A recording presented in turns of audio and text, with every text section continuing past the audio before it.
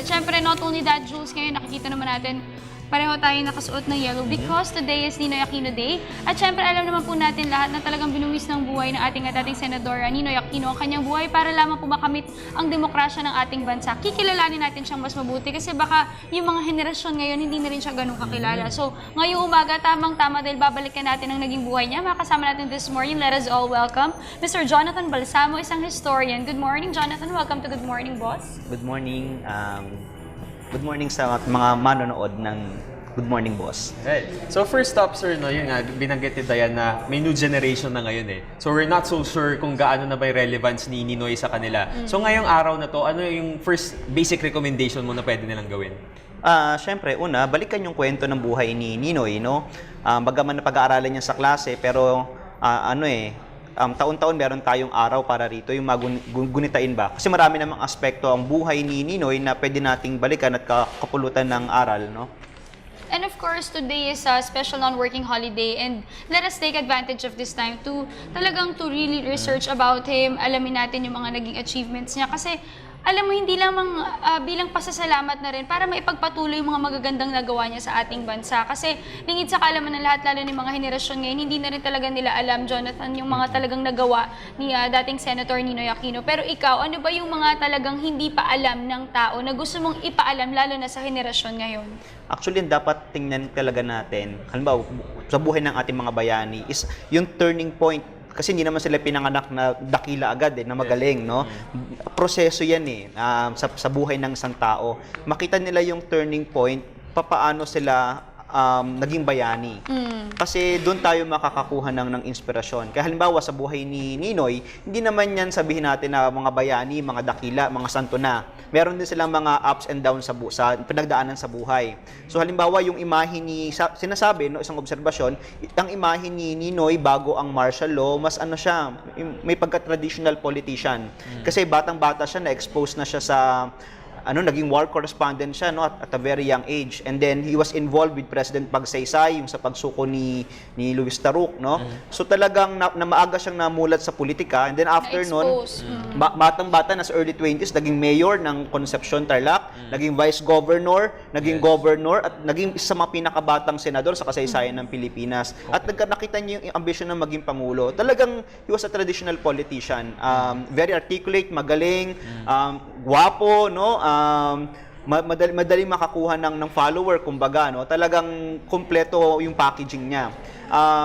Pero ano doon yung turning point sa buhay niya? Alam natin yung nangyari sa martial law, no? Nagkaroon talaga ng suppression, nagkaroon talaga ng mga human rights violation, hindi may tatatwayan sa kasaysayan natin. At siya bilang isang political leader, si Ninoy, napasok siya dito dahil siya ngayong mainly mukha ng oposisyon kay Pangulong Marcos. So ano pinagdaanan niya? Nakulong siya, nalayo sa pamilya niya, yung solitary confinement. Hindi lang physical, pero may mental torture yung nangyari sa kanila.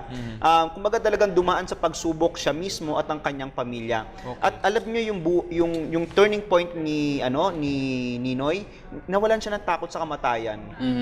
Oo, talagang makikita mo doon yung direksyon niya na talagang papaano mapapabuti ang bayan. Oo, nandun yung dedikasyon niya talaga at talagang pagmamahal sa ating bayan. Yes. Diba may mga famous line nga siya, the Filipino is worth dying for. Yes. Okay, nabanggit mo, sir, no, na sobrang dami niya pinagdaanan sa mura niyang edad. So si Ninoy, marami siya na-achieve. Sa tingin mo, ano yung mga factors na nag-udyok sa kanya na yun yung maging track niya? As early as 30-something, naging senator na agad siya. Siguro ano yung nag-udyok sa kanya, ano yung nakita niya, no, para talagang gawin niya yon. Hindi, una nga pagiging journalist niya, no? Nag-cover siya ng digmaan at a very young age. Sa Korea pa, no? Sa Korean War to 1950s. And then naging talagang hindi siya sa Maynila probinsya siya, Tarlac, no? At ito yung isa sa mga seat ng kumbaga ng left, no, ng communist group noon nung panahong 'yon. So talagang nakita niya ang problema ng Pilipinas, no? At nakita niya yung sarili niya, yung capacity niya para tumugon doon o i-address yung pangangailangan pa tayo makabuo ng isang Ninoy Aquino in the future. Na tingin mo ba nawawala na unti-unti sa generation ngayon ng mga kabataan yung mga values na meron si Ninoy when it comes to sabihin na natin pagmamahal sa ating bayan? Tandaan natin ang bawat bayan ay produkto ng kanilang panahon, no? Matindi yung pinagdaan ng krisis, sabihin natin krisis ng Pilipinas nung panahong yon. At sa pagdaan nila sa krisis na yon, sila dahil pinili nilang maging dakila, tapos pinili nilang maglingkod sa bayan. Ibig sabihin ko, yung tawag ng kabayanihan, panapanahon yan, no? At masasabi natin, yung pinaglalaban nila noon, nakahirapan, pagbabago sa lipunan, ay makikita pa rin natin na nariyan pa rin. No? Ang mahalaga doon, yung pagpili, yung desisyon ng bawat isa, papaano siya magkakaroon ng transformation, ng turning point sa buhay nila. Mas kailangan siguro yung aktibong pakikisangkot sa lipunan, takbo ng lipunan. Okay. Ngayon naman, Jonathan, dumako tayo sa kasaysayan mismo. Kasi syempre, kasaysayan, di ba, nakatibente yan dun sa perspektibo ng tagapagsalita. So, sa tingin mo, kasi maraming mga lumalabas sa mga conspiracy theories about kay Ninoy dun sa death niya. So, maraming mga versions. Paano ma-reconcile ito ng isang ordinaryong Pilipino, lalo na yung mga kabataan ngayon? Oo. Lalo na ngayon na napakadali maka-access ng information. Ibig sabihin ko, ang mahalaga kasi diyan, lumulutang yung information sa mga iba't ibang teorya, iba't ibang pananaw, no? Iba't ibang version. Ang mahalaga diyan kasi nasa mapanuri pa ring pagtingin ng isang individual. No, well, mahirap magsalita kung ano ang tama kasi hindi pa naman talaga lumalabas ang lahat ng datos, lahat ng impormasyon, no? Marami pa rin hindi nagsasalita.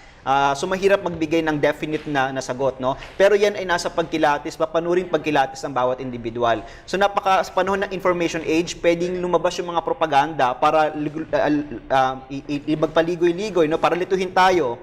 So nandun sa critical eye ng bawat individual kung siya ba ay papatol sa issue o hindi. Ang mahalaga dito ay makita natin yung yung datos at yung pinakapuso ng kwento. Ano ba yung motibo sa paglalabas ng mga ganitong datos? Sirain, buuhin,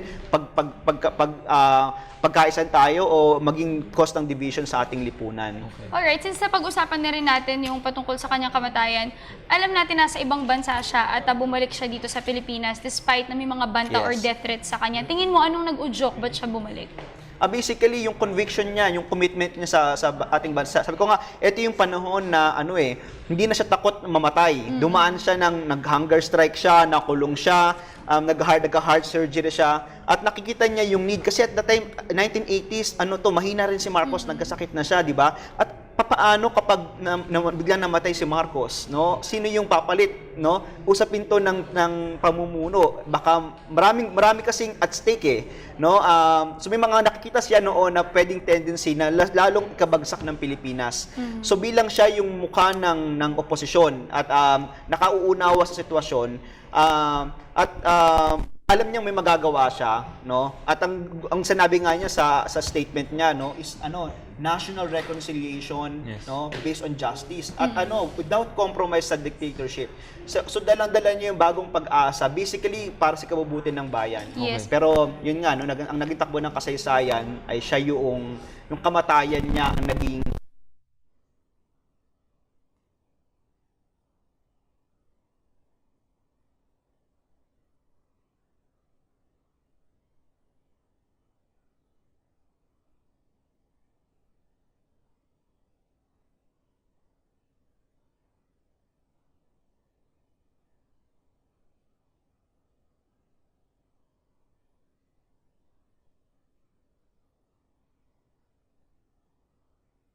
pakikisangkot sa lipunan. Yes. So, katulad nito, mamaya may mga programa, meron isang programa kami sa Valenzuela, no?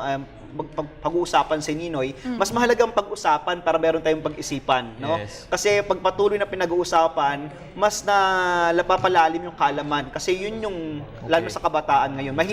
Mahirap yung makisangkot nang wala ka talagang malalim na pagkakaalam dun sa issue. Hindi lang yun, maganda rin na pag-usapan ng pag-usapan to raise awareness, lalo na dun sa mga generation ngayon.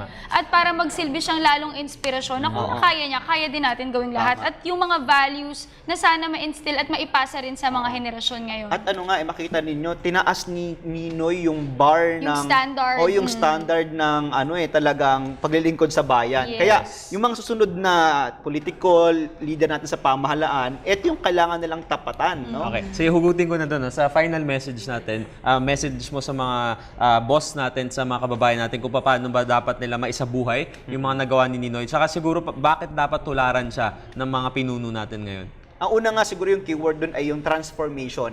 So, makita nila yung turning point sa buhay ni Ninoy pero dumaan siya sa dilim eh. Lahat tayo dumadaan sa kadiliman. May bahagi ng buhay na talagang lugmok tayo.